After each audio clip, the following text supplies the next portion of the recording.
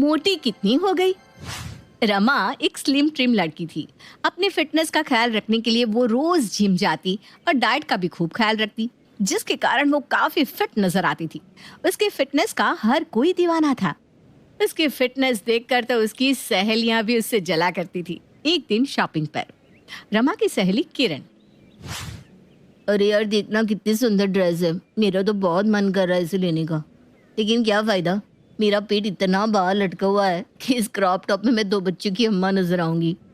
अरे तो ध्यान रखा करना अपनी फिटनेस का, दिन भर ऐसे ही अंट शंट खाती रहेगी तो पेट तो बाहर आएगा ही। अरे तुम मुझे छोड़ और ये ड्रेस खरीद ले, तेरे ऊपर ना बहुत अच्छी लगेगी। भाई तू तो हमारी फिटनेस क्वीन है। वो तो मैं हूँ ही, और फिटनेस ना ऐसी नहीं आती, उसको टाइम देना पड़ता है, बहुत मेहनत करनी पड़ती है। वही तो बात है ना यार, ये मेहनत ही तो मुझसे नहीं होती। अपना तो एक ही सिद्धांत है, खाओ पियो मौज करो। 4 दिन की जिंदगी, उसमें भी क्या सोच सोच कर खाना। और तुझे पता है ना, दुनिया में सबसे ज्यादा खुशी अपनी पसंद का खाना खाकर ही मिलती है, और अपनी खुशी के साथ मैं कोई कॉम्प्रोमाइज नहीं करना चाहती। तो ये जो तेरी कमर से बाहर चर्बी लटक रही है ना, वो तेरी उन्हीं खुशियों का नतीजा है। मेरी माँ तो अब अपनी खुशियों पर थोड़ा लगाम लगा ले, वरना ऐसा ना हो कि तेरे वजन का कांटा 100 पार कर जाए। रमा की बात सुनकर दोनों सहेलियां खिलखिला उठती है। कुछ समय बाद रमा की शादी विष्णु के साथ हो जाती है और वो शादी करके अपने ससुराल आ जाती है। शादी के बाद देखो रमा बहू, हमारे खानदान की यही परंपरा रही है कि बहू सास की जिम्मेदारियां अपने ऊपर ले लेती है। आज तक सुबह 4 बजे उठकर कान्हा जी की सेवा मैं किया करती थी, लेकिन अब से ये तेरी जिम्मेदारी है। तुझे सुबह 4 बजे उठकर नहा धोकर पहले कान्हा जी के मंदिर में दीपक जलाना है। उसके बाद जो भी खाना बनाएगी उसका भोग सबसे पहले कान्हा जी को लगाने के बाद बाकी लोगों को खिलाना है। ठीक है माँ जी, जैसा आप कहें। ससुराल के रंग में रंगने के लिए रमा सुबह 4 बजे उठकर ही काम में लग जाती। पहले घर की सफाई करती, उसके बाद नहाकर मंदिर में दीपक जलाती, उसके बाद कान्हा जी को भोग प्रसाद बनाकर उन्हें प्रेम से भोग लगाती। उसके बाद पूरे परिवार को चाय नाश्ता देती। इस तरह घर में उसके पास इतने काम हो गए थे कि अपने बारे में सोचने के लिए तो उसके पास फुर्सत ही नहीं बची थी। सुबह 9 बजे, अरे यार सुबह 4 बजे की उठी हुई हूँ मैं, अब तो भूख से मेरी हालत खराब हो रही है, और मम्मी जी का नियम है घर में सबको खिलाए बिना मैं खाना नहीं खा सकती। क्या करूँ, कुछ समझ में नहीं आ रहा। ऐसा तो मैं सूख के पापड़ हो जाऊंगी। ऐसा करती हूँ, नमकीन बिस्किट रखे हैं यही खा लेती हूँ। अपनी भूख मिटाने के लिए बहू रमा नमकीन और बिस्किट खाकर अपनी भूख शांत कर लेती है। खाना बनने के बाद भी जब तक कान्हा जी को भूख नहीं लग जाती मैं तो खाना चख भी नहीं सकती, इसलिए मुझे कुछ और ही इंतजाम करना पड़ेगा। ऐसा करती हूँ, विष्णु से मंगवा कर थोड़ी सी स्नैक्स रख लेती हूँ। जब भी मुझे भूख लगा करेगी ना, मैं वही खा लिया करूँगी। यही सही आइडिया है। अगले दिन, रमा मैं बाजार जा रहा हूँ, तुम्हें अपने लिए कुछ मंगवाना हो तो बता दो। अरे रुको रुको, मंगवाना है। देखो मुझे ना हर घंटे में कुछ ना कुछ खाने की आदत है, आपको पता ही है ना। शादी से पहले मैं अपनी डाइट के लिए कितनी कॉन्शियस थी, इसलिए मुझे हर 2 घंटे में कुछ ना कुछ हल्का फुल्का खाने का मन करता रहता है। अब घर में तो इतने काम है ना कि 2 घंटे तो क्या, मुझे 6 घंटे में भी खाने का मौका नहीं मिल पाता। आप ऐसा करो, मेरे लिए रोज शाम को कुछ स्नैक्स लाकर रख दिया करो, ताकि जब भी भूख लगेगी मैं चुपचाप अपने कमरे में आकर खा लूंगी। अच्छा ठीक है, तुम्हें जो भी चाहिए लिस्ट बना कर दे दो, मैं ले आऊँगा। अब तो रमा का यही रूटीन बन गया था। सुबह 4 बजे उठने के बाद वो घर के कामों में लग जाती, और जैसे ही उसे भूख लगती अपने कमरे में छुपा कर रखे हुए चिप्स, पापड़, खस्ता, कचौड़ी और मिठाई खाकर वो अपनी भूख को शांत कर लेती और एक बार फिर से काम में लग जाती। देखो रमा, तुम्हारे लिए बाजार से स्नैक्स खरीद कर लाने में कोई दिक्कत नहीं है मुझे, लेकिन एक बार तुम अपने आप को गौर से देखो तो सही। हमारी शादी को अभी सिर्फ 4 महीने हुए हैं, और 4 महीने में तुम्हारे अंदर कितने बदलाव आ गए हैं। तुमने कुछ नोटिस भी किया है? अरे कितनी फिट और स्लिम थी तुम शादी के वक्त, और अब देखो अपने आप को क्या हाल बना लिया है। विष्णु, फिटनेस के लिए टाइम का होना बहुत ज़रूरी है। अरे अपने मायके में मैं पूरा दिन खाली रहती थी, टाइम ही टाइम था मेरे पास। बस एक ही काम रहता था, अपने ऊपर ध्यान देना, इसलिए खुद को इतना मेंटेन करके रखा हुआ था मैंने। और जब से शादी करके तुम्हारे घर आई हूँ ना, यहाँ पर मेरे पास हर चीज़ के लिए टाइम है, बस एक ही चीज़ के लिए नहीं है, और वो हूँ मैं। सुकून से बैठकर मैं खाना खा लेती हूँ ना, इतना ही बहुत है। फिटनेस किस चिड़िया का नाम है मैं भूल चुकी हूँ।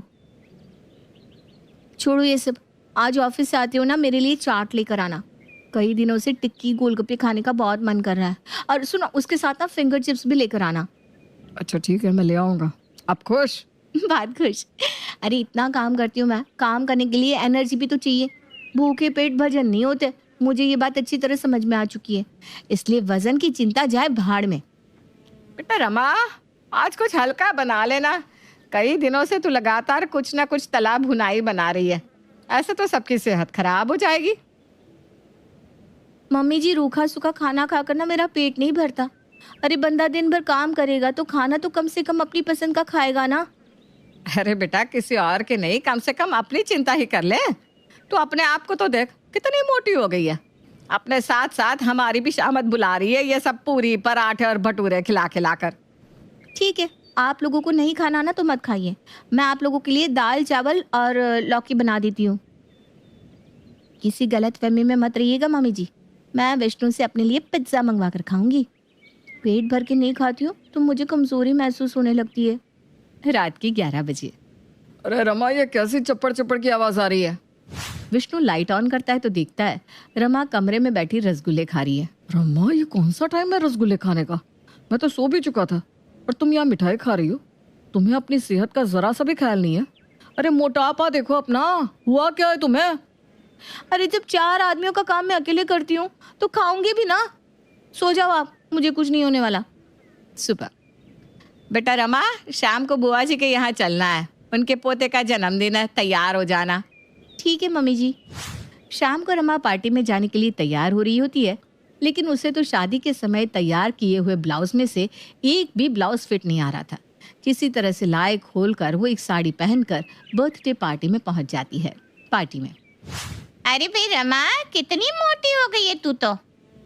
हम तो तुमको एक बार देखकर पहचान भी नहीं पाए।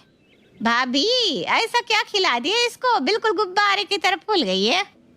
अरे बुआ जी, आपको पता ही है ना कितनी फिट थी मैं शादी के समय। बस ससुराल का पानी सूट नहीं किया मुझे। जब से यहाँ आई हूँ 2 ही रोटी खाती हूँ, फिर भी पता नहीं क्यों वजन बढ़ता ही जा रहा है। बेटा, तेरा वजन पानी से नहीं, वो जो तू ठूस ठूस के जंक फूड खाती है ना अपने कमरे में बैठ के, उससे बढ़ रहा है।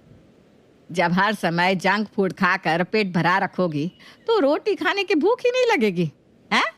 पेट में जगह ही कहाँ बचती होगी रोटी खाने के लिए। और ये मत समझना तुम कमरे में बैठकर खाती हो तो हमें पता नहीं चलता। अरे पता हमें सब रहता है।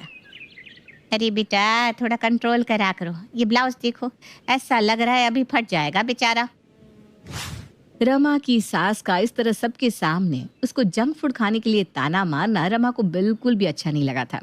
इसलिए पार्टी से लौटकर नाराज होकर वो अपने मायके चली जाती है। अरे यार रमा, तू अपने मायके आई हुई और तूने हमें बताया भी नहीं। तू कितनी मोटी हो गई है यार। ऐसा क्या खा रही है ससुराल में? तूने तो मुझे भी पीछे छोड़ दिया। अरे बस करो ना यार, मोटी हो गई सुन सुन के मेरे कान पक गए। ऐसे कौन सी ज्यादा मोटी हो गई हूँ मैं? ठीक है तो हूँ। हाँ, 55 किलो से 75 किलो की हो गई है और तुझे लग रहा है तू ठीक है। अरे यार, तू तो सबको फिटनेस का पार्ट पढ़ाती थी, तुझे क्या हो गया? क्या बताऊँ यार, ससुराल में इतना काम है ना कि काम करने के बाद मुझे बहुत भूख लगती है। फिर समझ में नहीं आता सामने रखी चीज हेल्दी है अनहेल्दी। मन करता है बस टूट पड़ो। वो सब तो ठीक है, मैं समझ रही हूँ, तेरी नई नई शादी है, काम का प्रेशर ज़्यादा होगा। लेकिन ये जंक फूड खाने की बजाय कुछ हेल्दी ऑप्शंस क्यों नहीं रखती अपने पास? मुझे देख, मैंने 10 किलो वजन कम कर लिया। अरे तू ही तो मेरी इंस्पिरेशन थी यार। तू खुद मोटी हो जाएगी तो कैसे चलेगा? चल, मैं तुझे तेरा डाइट प्लान बना कर देती हूँ, जिसमें तू जी भर के स्नैक्स भी खा सकती है और मोटी भी नहीं होगी। सहेली किरण की बात रमा को समझ में आ जाती है और वो फिर से अपनी फिटनेस के लिए सीरियस हो जाती है, ताकि उसे कोई और ना कह सके, अरे तू कितनी मोटी हो गई।